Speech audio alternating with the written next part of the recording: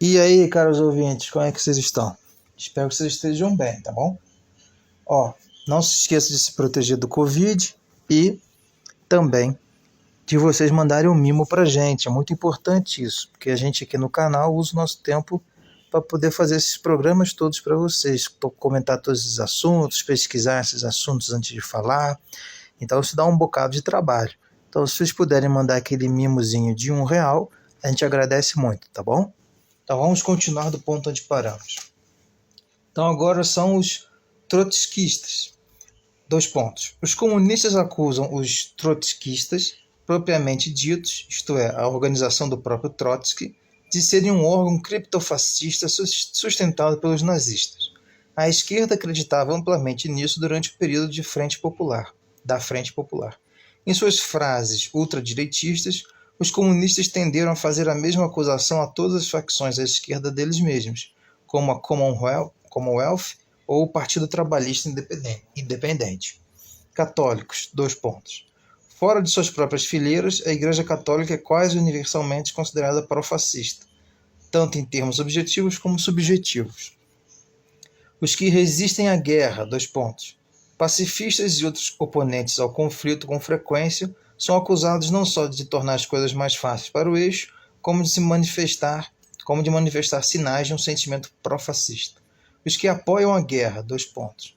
Os que resistem à ideia de uma guerra usualmente baseiam-se em sua posição na alegação de que o imperialismo britânico é pior que o nazismo, e tendem a aplicar o termo fascista a qualquer um que queira uma vitória militar.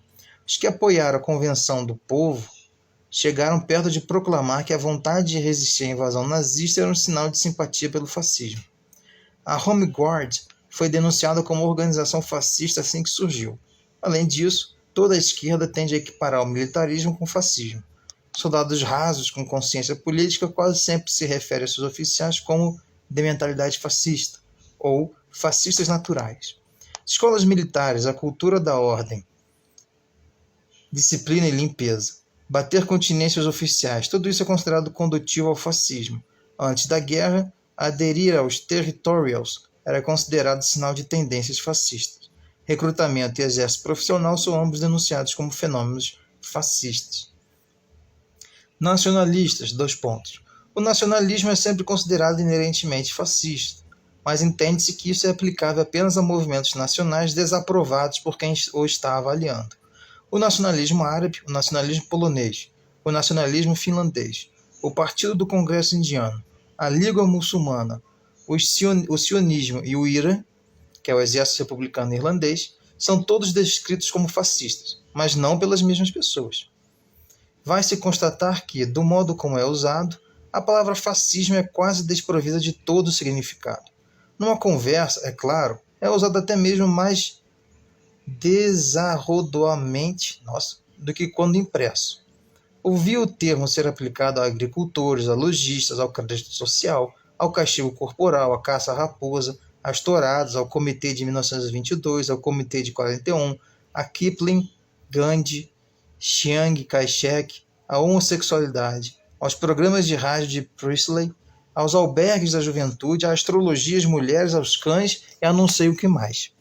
Mas debaixo de toda essa confusão subjaz uma espécie de significado oculto.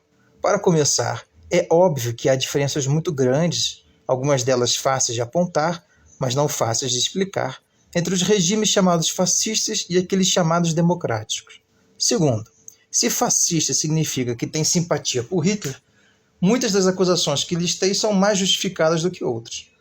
Terceiro, todo aquele que indiscriminadamente lança a palavra fascista em todas as direções está agregando a ela alguma medida de significado emocional. Por fascismo, eles estão se referindo de maneira grosseira a algo cruel, inescrupuloso, arrogante, obscurantista, antiliberal e anticlasse trabalhadora. Com exceção de um número relativamente pequeno de simpatizantes do fascismo, quase todo inglês vai aceitar troglodita como sinônimo de fascista. É a coisa mais próxima de uma definição a que chegou essa tão absurda, tão abusada palavra.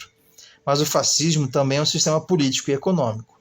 Por que, então, não podemos ter dele uma definição clara e aceita por todos? A